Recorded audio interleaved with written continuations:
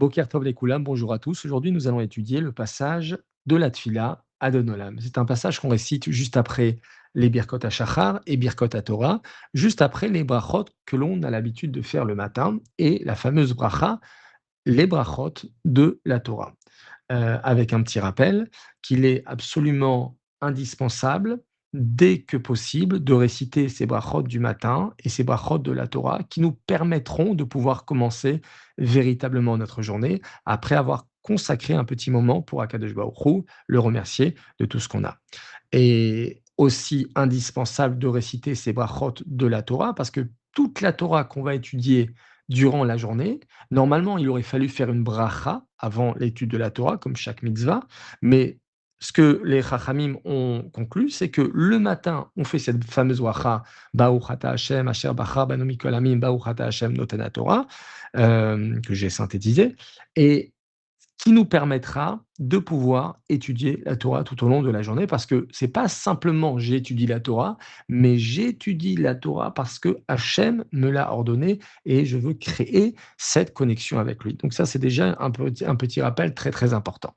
Donc Adon Olam, c'est un poème qui comporte trois parties et c'était essentiel de comprendre ce poème, cette fila, parce que finalement toute la fila fonctionne comme ceci. Première partie, qui est Hachem? Elle décrit Hachem indépendamment du monde. Adon Olam, Hachem Alar, Betelem Kol Yetzur Nivra. Il existait avant la création, sa royauté ne dépend pas des hommes. Ve'uaya, ve'uove, ve'oye, il est éternel. Ve'uechad, ve'encheni, il est absolument unique. Donc avant même de parler de nous, la Tfila nous apprend à contempler la grandeur infinie d'Hachem. Ça, c'est la première partie. Deuxième partie, alors là, c'est la relation personnelle que l'on va avoir avec Akadosh Baruch Hu. On aime bien parler de relations réciproques, parce qu'on sait que le monde a été créé mida keneged mida, mesure pour mesure. Comment je vais me rapprocher d'Hachem? De la même manière, Hachem va se rapprocher de moi, si on peut dire ainsi. Donc, après avoir décrit l'infini d'Hachem, alors là, le texte change complètement. Il ne parle plus de Hachem, mais de ma relation avec Hachem. Vehu, Keili, Vechai Goali.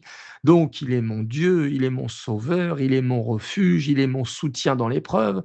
Et on dit bien Vehu, Keili, il est mon Dieu. C'est extrêmement intime.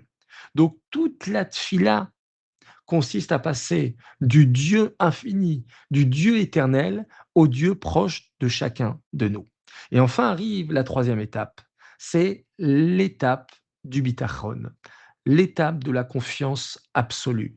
Beyado afkidruchi, je remets mon âme entre tes mains, Akadosh Baruch Hu, que je dors, que je me réveille, que je vive, que je mange, peu importe où, quand, comment, quoi, je te fais entièrement confiance. Vachem li loïra, et on termine, puisqu'Hachem est avec moi, alors je n'ai rien à craindre. Donc toute la tfila, elle est résumée dans ce passage de Adon Olam. Premièrement, reconnaître la grandeur infinie d'Hachem. Donc puisque Hachem est infini, est éternel, que rien lui est impossible, qu'il est présent à chaque instant, alors déjà, c'est une base ultra solide. Ensuite, comprendre que Hachem, tel qu'on l'a défini, il est très proche de moi. Et tout dépendra de comment je vais justement créer ma relation avec lui. Et enfin, lui remettre entièrement ma vie avec confiance. Et ça, c'est quelque chose de très, très fort. C'est quelque chose que quand qu'on prend cette fille-là et qu'on commence toute la fille-là avec cette fille-là, alors waouh, on peut être plus zen, on peut lâcher prise, on peut oublier nos soucis, on peut lui remettre le fardeau à lui, à Kadosh Baruch Hu, puisqu'il est capable de tout, puisqu'il est avec nous, puisqu'on lui fait entièrement confiance. Et le titre de ce passage, donc, c'est Adon Olam, Adon qui exprime donc l'autorité, la souveraineté, la maîtrise. Donc, au début de la journée, tout de suite, un juif, il doit reconnaître que le véritable maître du monde, c'est Hachem. Et cette reconnaissance devient la base de toute sa journée. Donc, voilà une belle étude. Le rabbi, il recommande, la tefila est très vaste. Donc très souvent, on peut se dire: «Comment prier véritablement de manière authentique? Il y a tellement de passages, je suis un petit peu perdu». Alors, l'habitude des chassidim, c'est que chaque jour, on s'attarde sur un petit passage de la tfila. Tu fais ta tfila, donc avec cœur, avec émotion, et cetera, mais tu peux pas méditer sur chaque passage. Par contre, prends chaque jour un passage et le Baal HaTanya, il explique qu'une tefila dite avec une véritable concentration, elle élève également toutes les fois où ce même passage a été récité sans suffisamment de kavana. Donc c'est un grand encouragement de prier du mieux possible, autant que possible, et aussi prendre un passage par jour avec de la qualité, avec de l'émotion, avec de la profondeur.